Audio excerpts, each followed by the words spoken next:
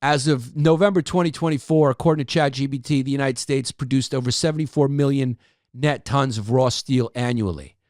So what does that mean, though? It indicates a slight decrease in production. So we can still produce steel here. It's just going to be a little more expensive, I guess. That's what it is. The American worker gets paid more, whatever. Not terrible. Not terrible. But then we just got rid of all the immigrants that are going to do it. The thing is, do Americans want to get back to these jobs? Do they want to do steel again? I mean, do Americans really have the stomach still to do that type of factory work? Well, we're going to find out. We're going to find out. South Carolina, I think, found out in a tough way that we don't. When they got rid of all the illegal immigrants and the farmers were like, okay, I know I talk one way, but we can't do this because these Americans won't work like this. So we will find out. At the end of the day, it will correct itself because if the Americans won't do it, these business guys will find a way to work with the cartels to get these people back in so their bottom line is not hurt. Because at the end of the day, capitalists are only so nationalistic. They're only nationalistic when their country's making them money. Because we're all greedy little pigs and we're here to loot. So we're going to find out. But these are complicated scenarios. But he's definitely going America first, and he's trying to revive all this stuff, and he's working off ideals. And a lot of the people who support him ideally believe that, yeah, America will get right back to work. But I don't know if they've been out there to America. It doesn't look like a strong working class.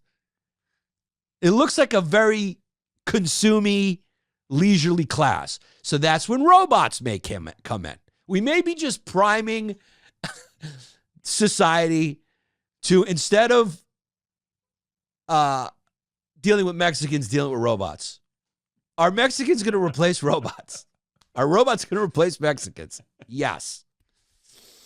So I guess that's what's going to happen is the companies will come back here and then robots will be doing everything. And then everybody else has to fucking learn stand-up comedy real quick. I just don't know. You're going to have coders doing comedy. I mean, we already have comedy. Stand-up comedy now is just like, you know, it's not a thing. It's not a craft where people can distinguish good or bad until they go see it live. And that's only within a couple hundred or a couple thousand people at a time. It's just, there's comedy everywhere. There's people who've been doing it a year, putting up clips, and anything could be funny in a minute or 40 seconds. Everyone's seeing other people doing it. They're learning quick. It's just, we need a fucking border wall against comedians.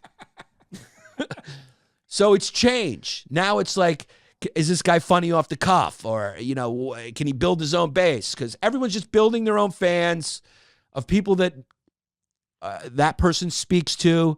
And it's just, there's no litmus test as to what's a good comedy anymore. It's so subjective. It's filtered through nothing. Mostly a good thing, I would say.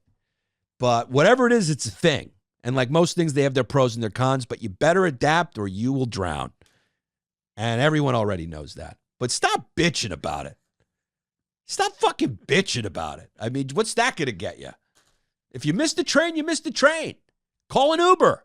It's not too late, but definitely use your phone. So I guess that's what's going to be. Tesla's just going, let's get rid of maybe he has a vested interest to get rid of all the Mexicans because Optimus is coming. And then they'll be programmed with AI, and then they'll start to have feelings, and then they'll give us what we deserve. And then maybe that'll be the end of us. But maybe it's also a very good thing. Maybe robots help us, and they're just chill. Maybe they get so smart. Maybe they don't kill us because they want to take over the world, but they kill us to put us out of our misery. Maybe they're just like, you guys complain too much and tell yourselves too many stories, and they just get bored of us. Yeah. Maybe it's not out of like, ambition, because ambition really is born out of some great coping mechanism of feeling unworthy. So maybe they don't have any of that, and they just aren't even ambitious. They just get so bored of us that they just throw us off bridges because we're telling them tedious stories and we're giving our opinions, and they know all the information, and they're just going, you're wrong, you're wrong, you're wrong, and then they just toss us off of fucking ferries.